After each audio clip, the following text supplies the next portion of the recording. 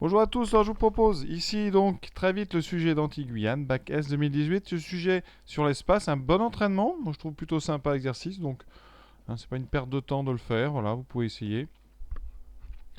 Alors on commence donc par une figure, vous avez un cube ici, c'est assez bien expliqué d'ailleurs, vous avez donc un cube de 6 mètres d'arête, donc ici évidemment à l'échelle, et sur ce cube on va poser donc un tétraèdre.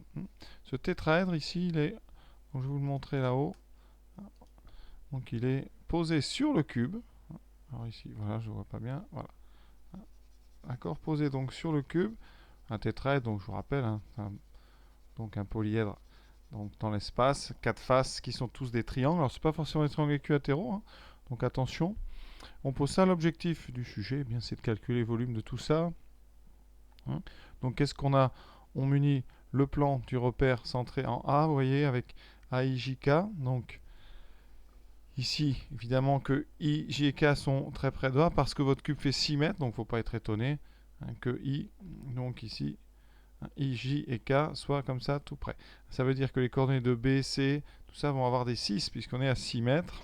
Ensuite, chose importante, on définit après donc trois autres points L, M et S pour fabriquer évidemment le tétraèdre.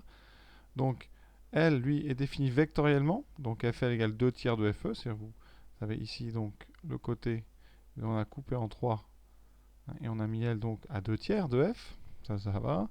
Ensuite, le point M est défini comme une intersection du plan donc BDL, vous le voyez ce plan BDL, c'est un grand triangle ici à l'intérieur, voilà, représenté par un grand triangle, et l'intersection avec la droite EH, donc la droite EH ici vous voyez plus le point E mais il est ici, donc un point défini par une intersection entre un plan et une droite, ça peut être intéressant, et dernièrement le point S tout en haut, intersection des droites BL et AK, donc il faut bien, comme ça, vraiment lire le texte. Alors première question, donc démontrer sans calcul de coordonnées que les droites LM et BD sont parallèles.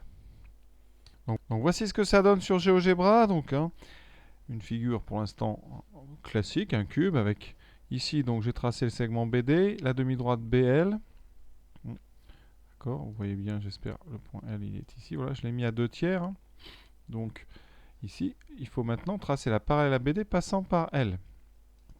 Donc j'utilise l'objet parallèle, j'indique donc ce segment, je me suis trompé, bougez pas, effacé, donc j'indique cette droite et ça, et j'ai la parallèle. Maintenant j'ai besoin de ce point qui est ici, qui est l'intersection entre cette parallèle et EH. Donc il nous reste ensuite à tracer bien, la droite MD, voilà, et à faire l'intersection. Ce point là-haut, vous l'avez bien compris, c'est le point S, voilà, le voici.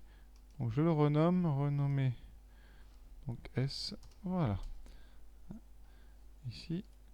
Donc on a toute la figure, alors après vous pouvez regarder un petit peu ce que ça donne si on tourne, voilà. Ici. Donc on a bien ici un tétraèdre, un cube.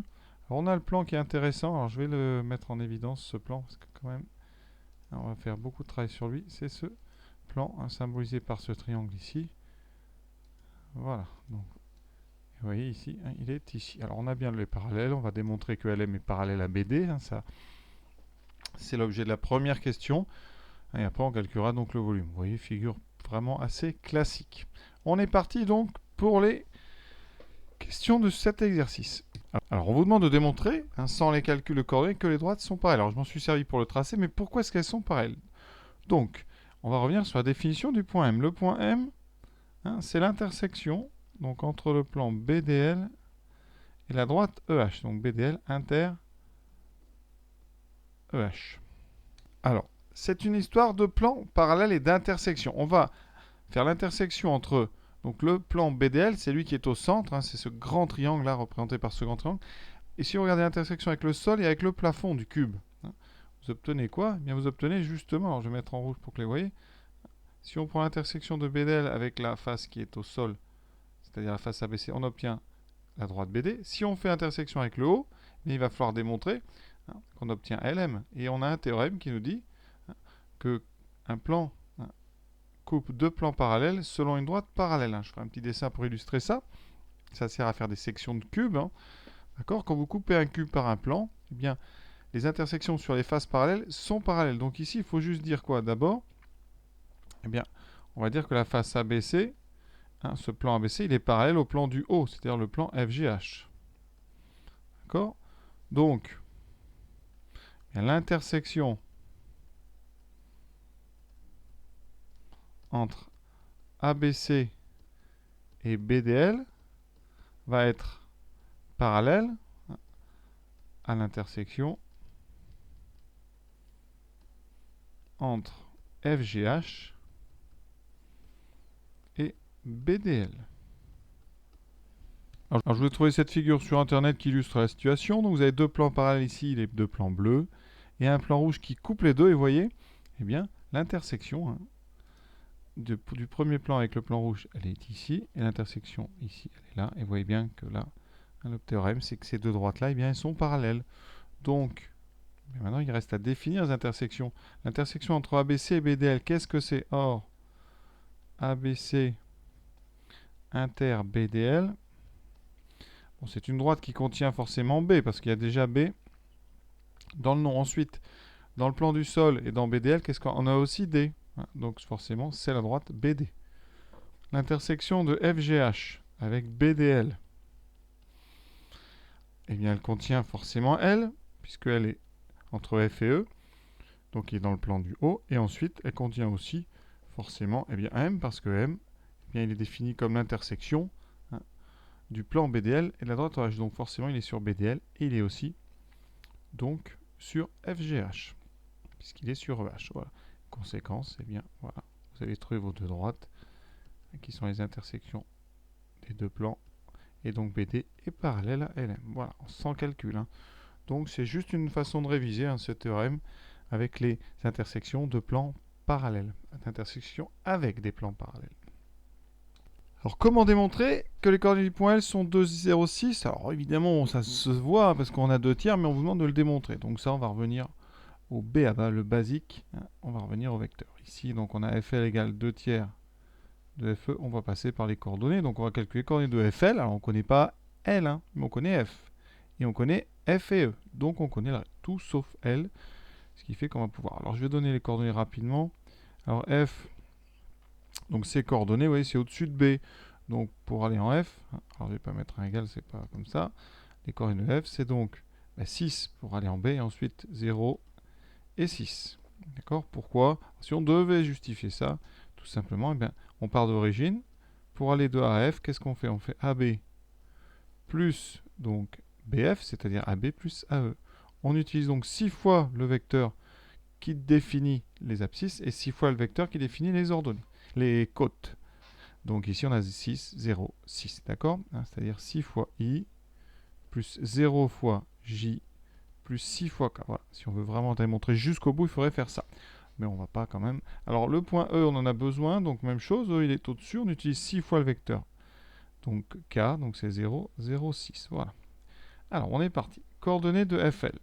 Donc je vais appeler X, Y, Z les coordonnées de L. Ça fait X moins 6, Y et Z moins 6. D'accord? Ça doit faire 2 tiers du vecteur FE. Le vecteur FE, je vais donner ses coordonnées. Donc c'est coordonnées de E moins coordonnées de F. On va essayer de ne pas se tromper parce que ça m'arrive des fois. 0 moins 6. Donc moins 6, 0, 0. 6 moins 6, 0. Voilà. Alors vous pouvez vérifier. Hein. Le vecteur FE, effectivement, est dans l'horizontale. Donc on a raison d'avoir deux coordonnées nulles. Maintenant, on traduit ça sous forme d'un système. Hein. Donc x moins 6 vaut 2 tiers de moins 6. Alors j'écris tout, voilà. Y vaut 2 tiers de 0, donc 0. Et z moins 6 vaut 2 tiers de 0, donc 0. On a fini. On n'a plus qu'à résoudre ce petit système. Donc en bas, on a z égale 6, c'est bon. Y vaut 0. Et x, alors 2 tiers de moins 6. Donc on peut simplifier le 6 et le 3. Ou alors vous faites moins 12 sur 3, ce qui fait moins 4. Donc on a moins 4 plus 6.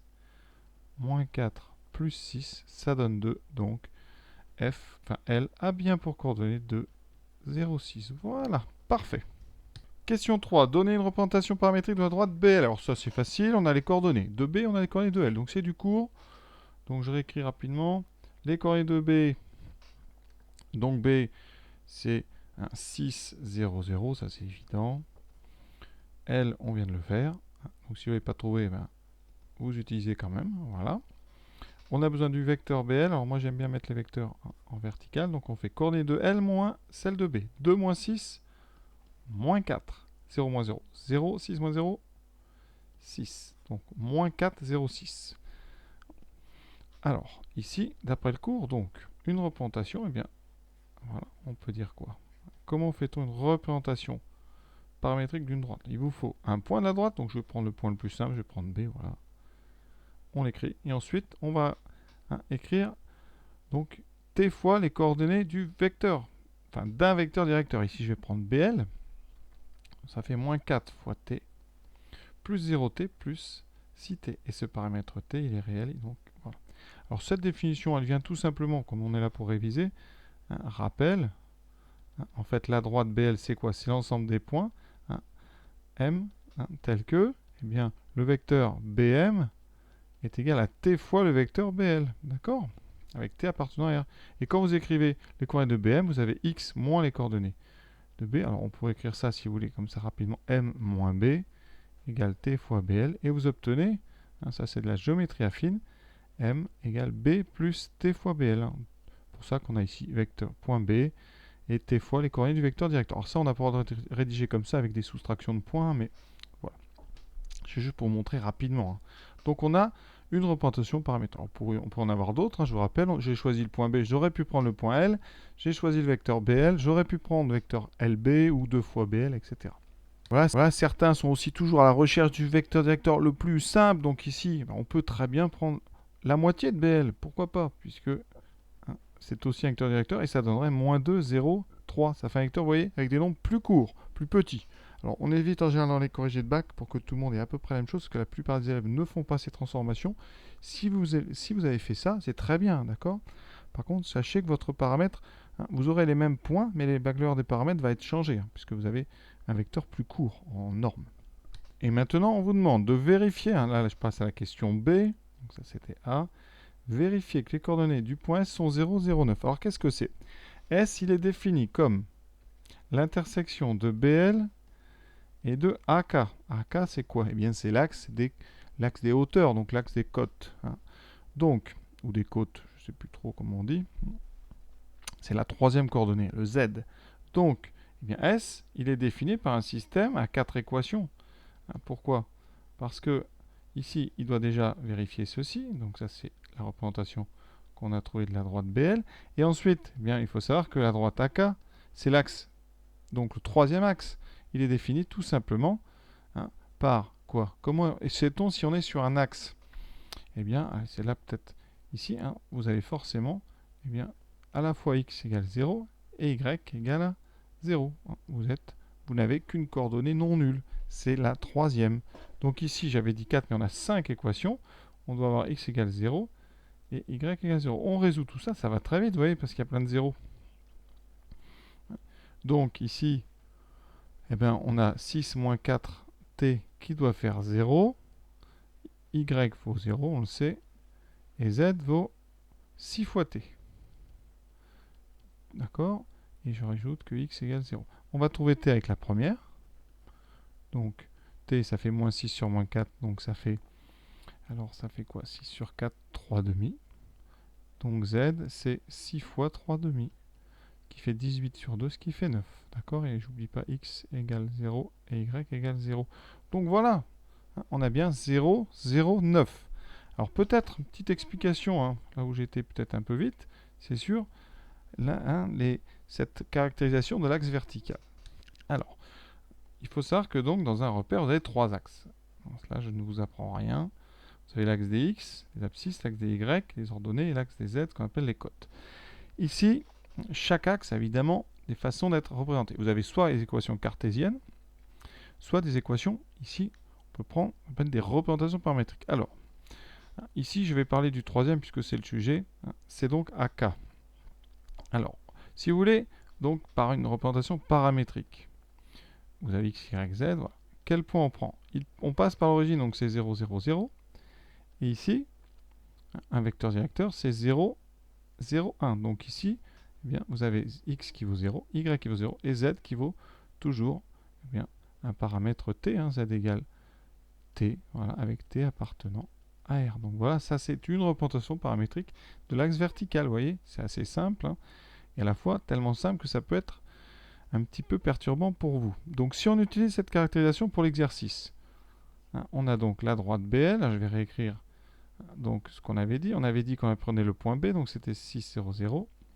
Et j'avais pris moins 4T plus 6T. D'accord? Et je vais rajouter, hein, bien, cette représentation paramétrique que j'ai choisie de l'axe vertical. Voilà, et Z égale... Alors ici, ça sera T, mais faites attention, hein, si on utilise une deuxième représentation, il faut un T'. Et il faut trouver donc, eh bien, quelque chose comme ça. Alors, ici, ben, Z égale T', Z égale 6T, bon, forcément, vous avez un lien très étroit, hein. Ça veut dire que T' est égal à 6 fois T. D'accord? Ici, vous trouvez donc 6 moins 4T égale 0. Donc T égale 6 sur 4, 3 demi. Ça vous donne la valeur de T et la valeur de T', qui ne sert à rien d'ailleurs. Ce qui compte, c'est juste Z. Donc Z vaudra 6 fois T, ou T', qui vaut donc 6 fois 3 demi, ce qui fait 9. Voilà, ça c'est une façon de faire avec une représentation paramétrique de l'axe vertical. Sachez que l'axe horizontal, une représentation paramétrique, c'est x égale t, y égale 0 et z égale 0. D'accord? Là, les deux autres coordonnées sont nulles. Et pour l'axe des ordonnées, vous avez pareil, x égale 0, z égale 0 et y égale t. Alors, souvent, on peut aussi faire des équations cartésiennes. Alors, le problème, c'est que les droites n'ont pas une équation cartésienne, mais c'est des intersections de plans. Donc, par exemple, l'axe vertical, hein, c'est l'intersection du plan x égale 0 et y égale 0. On peut le définir uniquement comme ça. C'est plus intéressant finalement que notre représentation paramétrique, il n'y a même pas de paramètres. D'accord? Et pareil, pour y, on peut définir l'axe des y par x égale 0 et z égale 0. Et l'axe des x par y égale 0 et z égale 0. Donc ça sera à vous de voir un petit peu, fonction d'exercice, mais chose qu'il faut finalement bien retenir, c'est que x et y doivent être nuls dans notre exercice. C'est pour ça qu'après, vous n'avez pas tant de choix pour la troisième, pour le z qui vaut 9. D'accord? Donc voilà. Question pas si simple que ça, hein, vraiment, parce que manipuler finalement les objets les plus simples, comme les axes et les plans qui définissent les axes, c'est parfois le plus dur, parce que leurs équations sont finalement presque vides, donc on a un petit peu de mal. Donc faites bien attention, hein, à considérer ces plans et ces droites comme les autres, hein. Vous pouvez faire en un vecteur directeur, vous pouvez prendre un point, hein, si vous voulez, ça peut se passer comme ça. Par exemple, dans le sujet, pour la droite AK, on peut dire quoi? Elle passe par le point A de coordonnées 0, 0, 0. Son vecteur directeur AK, c'est 0, 0, 1. Donc vous pouvez très bien faire comme d'habitude. Vous voyez, ça simplifie vraiment, hein. Donc le point, c'est 0, 0, 0. Le vecteur directeur, il n'y a que 1, donc c'est plus t. Voilà.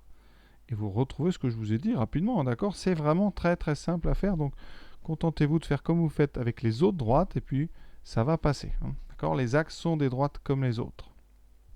Quatrième question, donc on considère un vecteur de coordonnées 3, 3, 2, n. Déjà n, on se dit que c'est un vecteur normal de quelque chose, effectivement. Première question, montrer qu'il est normal au plan BDL. Alors ça, c'est classique. Pour montrer qu'un vecteur est normal à un plan, il faut montrer qu'il est normal à deux vecteurs non collinaires. Alors ici, comme le plan c'est BDL, on va prendre BD. Et on va calculer les coordonnées de BL. Alors on a tout, hein. Je vais rappeler les points rapidement. B, donc c'est 6, 0, 0. D, 0, 6, 0. Et ensuite, il me manque L. J'ai encore ça dans le plan. 2, 0 et 6. Donc BD. 0, moins 6. Moins 6, 6, moins 0, 6. Voilà. BL. 2, moins 6, moins 4, 0, 6. Vous pouvez vérifier sur le dessin à peu près si ça correspond. Un BD, effectivement, pour les deux BAD, on fait bien du moins 6 plus 6. Ça, c'est bon. Et BL, alors on n'a pas de Y. Par contre, on a besoin de reculer. Oui, moins 4, 6. C'est parfait. Donc, on remarque BD. BDL est un plan. Donc, forcément que BD et BL sont non collinaires. D'ailleurs, ça se voit sur leurs coordonnées. D'accord? On voit bien, comme il y a un 0 là, que BD et BL sont non collinaires. Alors, si vous ne voulez pas utiliser la définition du plan, vous dites, hein, sinon vous prenez les coordonnées de BD, les deux premières, sauf que les deux premières. Ensuite, moins 4, 0. Hein, vous faites le produit en croix ici. Ça veut dire que 0 plus 24 est différent de 0. donc BD et BL sont non collinéaires. D'accord, voilà. C'est à vous de voir ce que vous préférez faire. Soit les coordonnées, soit la définition d'un plan. Un plan, c'est forcément, s'il y a 3 lettres, si on vous parle du plan, vous pouvez accepter que c'est un plan et donc que les vecteurs sont non collinéaires. Alors maintenant, il reste à faire le travail, c'est-à-dire à montrer que n scalaire BD vaut 0. Alors quand on fait le produit scalaire, c'est bien d'avoir les coordonnées sous les yeux, donc on les écrit à côté. Voilà, on fait n scalaire BD, moins 6, 0, 6. On calcule, ça va vite. 3 fois moins 6, moins 18, plus 18, plus 2 fois 0, ça fait bien 0. On fait la même chose avec BL. Ça va très vite, ça, et vous savez bien le faire en général. C'est pas là que les élèves se trompent. Voilà, 3 fois moins 4, moins 12, plus 0, plus 12. Voilà. On écrit ensuite. On ne s'arrête pas là. On va écrire ce que j'ai dit. N est orthogonal à deux vecteurs non collinéaires du plan BDL. Donc, N est normal à tout le plan BDL. Voilà, écrit correctement, ça donne ceci. N est orthogonal à deux vecteurs non collinéaires. Je souligne, c'est le plus important de BDL. Donc, N est normal à BDL. Ça veut dire que n'importe quel vecteur après que vous allez prendre dans BDL, eh bien, le produit scalaire vaudra 0. Ça, c'est la première chose. Deuxième chose, vous allez pouvoir vous en servir de ce vecteur. Et ces coordonnées vont servir à faire une équation cartésienne du plan BDL. Et voilà, chose promise, chose due, on a cette équation cartésienne à démontrer. Donc ici, qu'est-ce qu'on dit? N est normal à BDL. Donc, on peut très bien prendre comme équation cartésienne, alors une équation avec devant le x, y, z, les 3. Donc 3x plus 3y plus 2z. Par contre, pour l'instant, on ne sait pas la valeur du d ici. Donc, qu'est-ce qu'on fait? On prend un point.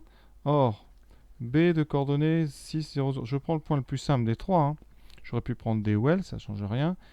Donc, quand on remplace, ça veut dire que 3 fois 6 plus 0 plus d égale 0. Donc d vaut moins 18. Donc, conclusion, BDL a bien pour équation cartésienne, il y en a d'autres. Il suffit de la multiplier par 2, par 3, par 4, vous aurez une autre équation cartésienne. Mais voilà, celle qui vient directement du vecteur normal. D'accord, vous avez bien compris que j'ai mis ici, devant x, y et z, les coordonnées du vecteur n. D'accord, c'est tout simple. Et pour d, on fait cette méthode. Je pense que c'est la plus simple. Il y en a d'autres, un petit peu plus fines, mais ça marche très bien. Donc pourquoi s'embêter? Maintenant, l'objectif, c'est de trouver les coordonnées du point M. Donc, on a une équation cartésienne du plan BDL. On vous donne une représentation paramétrique de EH. On aurait pu la trouver tout seul, on est grand. D'ailleurs, je peux vous la donner. Comment fait-on? C'est simple. EH, ça passe par quoi? Par E de coordonnées 0, 0, 6. Ça, c'est les coordonnées de E, d'accord? Vecteur directeur de H, c'est un vecteur qui est collinéaire à AD. Donc, c'est un vecteur, on peut prendre 0, 1, 0. Donc ici, vous pouvez prendre 0t plus 1t plus 0t. Alors ici, on ne prend pas t parce qu'on l'a déjà pris plusieurs fois dans le sujet. Donc ils ont choisi de mettre le paramètre s, mais ça ne change rien. Et vous voyez bien qu'on trouve donc 0, s et 6. Donc c'est facile, s appartenant à r. Voilà.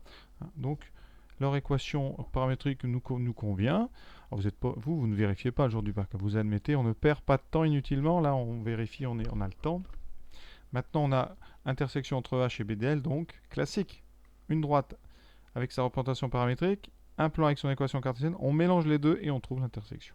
Donc ici, sur la copie, qu'est-ce qu'on écrit? On résout un système composé des 3 qui viennent de la représentation paramétrique, voilà, et ensuite une quatrième qui est l'équation cartésienne qu'on a trouvée. Qu'est-ce qu'on fait? C'est vraiment tout bête. On remplace dans l'équation cartésienne x, y, z par nos 3 équations, enfin par les 3 infos que vous avez juste avant. Et ça va nous permettre d'avoir une équation, on n'a que du s.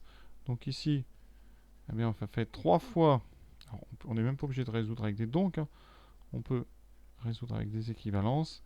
Donc ici, x vaut 0, ça c'est fait. Y vaut s et z vaut 6. Le seul inconnu, c'est s. Donc je remplace 3 fois x, mais x vaut 0, donc 3 fois 0. Plus 3 fois y, ça fait 3s. Plus 2 fois 6, moins 18 égale 0. Je vais vraiment doucement. On peut gagner un petit peu de temps en rédigeant autrement. Mais je me laisse guider ici. Donc, qu'est-ce qu'il nous reste? Ça fait 0. Ça fait 12 moins 18 moins 6. Donc, ça fait 3s égale 6. Donc 6 sur 3, S égale 2. Conséquence, eh bien on a donc x égale 0, y égale 2, z égale 6. Voilà, donc coordonnées du point M, on a fini. 0, 2, 6. Cohérent ou pas? On regarde. 0, ça c'est normal, on est sur le plan donc ADH. Ensuite 2, bah, effectivement oui, hein. Avec Thalès d'ailleurs, on pourrait essayer de faire un petit peu de Thalès, mais bon, on va pas faire là. On a 2, et puis ensuite, eh bien, on a 6. Alors je vous parle de Thalès, oui, parce que si vous avez bien remarqué, LM est parallèle à ici FH. Parce qu'FH est parallèle à BD. Hein, donc ici, sur la face du dessus, vous avez une belle configuration de Thalès, donc c'était même pas la peine de faire tout ça. Je suis là un petit peu maladroit, mais c'est pour vous tester, évidemment. On est là pour voir si vous avez retenu des choses. Donc vous avez ici le rapport. Ces deux rapports-là sont les mêmes. Donc si on avait ici 2, on a donc ici 2. Hein, voilà. Ça aurait pu être une autre façon de trouver les coordonnées de M.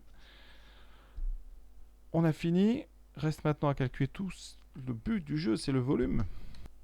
Alors, ce volume, c'est un tiers de l'aire de la base fois l'auteur. Comme toutes les pyramides. Donc ici, c'est une pyramide, un tétraèdre, une pyramide à base triangulaire. La base LEM, hauteur c'est ES, donc il me faut la hauteur. Alors ici, hauteur, donc vous comprenez bien, c'est ES. La base, c'est le triangle ELM. Donc il me faut calculer la longueur ES. Donc ici, ça c'est simple. On a les coordonnées de E, donc je les rappelle brièvement. 0, 0, 6, voilà. Les coordonnées de S, on vient de trouver. Hein, vous vous rappelez. Donc c'était 0, 0 et 9. Donc le vecteur ES a pour coordonnées 0, 0, 3. Et donc la longueur ES, c'est racine carrée de 0 carré plus 0 carré plus 3 au carré. Donc racine de 3 carré, ce qui donne 3. Donc là, même vous n'êtes pas obligé de passer par racine carrée, c'est évident.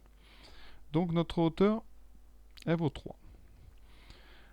Maintenant, on passe au triangle ELM. Alors ELM, hein, il est rectangle puisqu'on est sur la face du dessus et un angle droit en E. Donc rectangle en E. Donc l'aire du triangle ELM, c'est donc côté, enfin largeur fois longueur, donc EM fois EL divisé par 2. Hein. Alors combien vaut EM, combien vaut EL? Évidemment, ils valent 2 tous les deux. Hein, si on doit le démontrer, qu'est-ce qu'on fait? On calcule les coordonnées de EM, qui va de alors EM, ça vous donnera 0, 2, 0, donc ça fait la longueur EM, évidemment, c'est 2. Et EL, si vous le calculez, ça fera 2, 0, 0. Donc EL vaut 2. Ce qui fait que j'ai 2 fois 2, 4 sur 2, je trouve 2. Hein, alors les unités, hein, je m'en rappelle plus. Voilà, donc j'ai été chercher, c'était, hein, on a un cube de 6 mètres, donc on est en mètres. Donc l'air c'est du 2 mètres carrés. Et ici ES c'est 3 mètres. Alors le volume, on a dit 1 tiers de base fois hauteur. La base, on vient de trouver 2 mètres carrés. La hauteur 3 mètres divisé par 3, 2 fois 3, 6 sur 3, 2.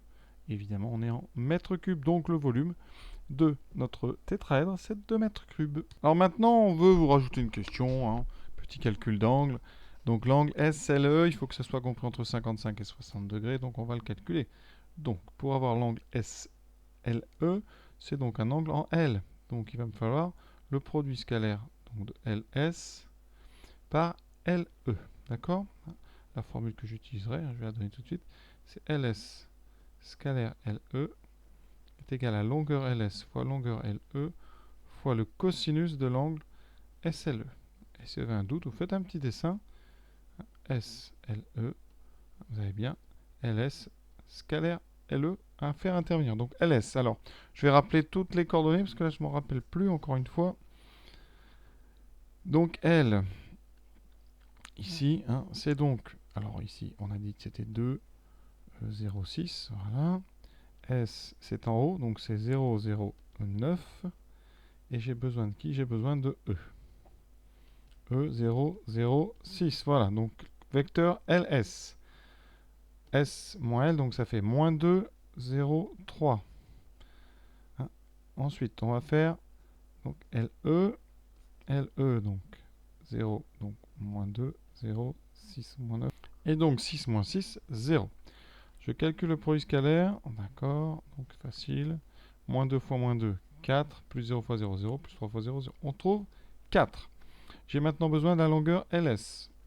Donc ça sera une racine carrée. Moins 2 au carré, 4. Plus 0 plus 3. Donc racine de 13. LE, moins 2,00, ça c'est simple, ça fait 2. Donc, vous venez de trouver très vite le cosinus de l'angle SLE. L'angle. C'est donc produit scalaire divisé par le produit des deux longueurs, donc 2 fois racine de 13. On simplifie par 2, ça fait donc 2 sur racine carrée de 13. Alors, dans ce exercice, on ne simplifie pas, sinon on peut faire monter la racine qui fera 2 racines de 13 sur 13, mais ça n'a pas d'intérêt. Ici, ça veut dire que SLE est à peu près égal donc à la touche qu'on utilise, c'est donc cosinus moins 1 ou arc cosinus, ça dépend de nos machines. Donc arc cosinus de 2 sur racine de 13 en degrés. Par contre, pensez bien à mettre votre machine en degrés. Donc pour ça, on va dans donc le setup.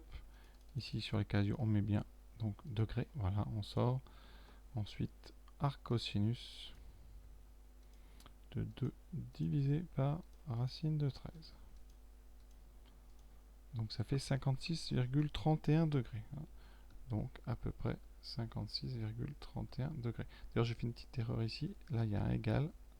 Et là, c'est à peu près égal. Donc, est-ce qu'on est entre 55 et 60? Oui. Or, 56,31 appartient, donc c'est bien entre 60 degrés et 55 degrés. Donc, la contrainte est respectée.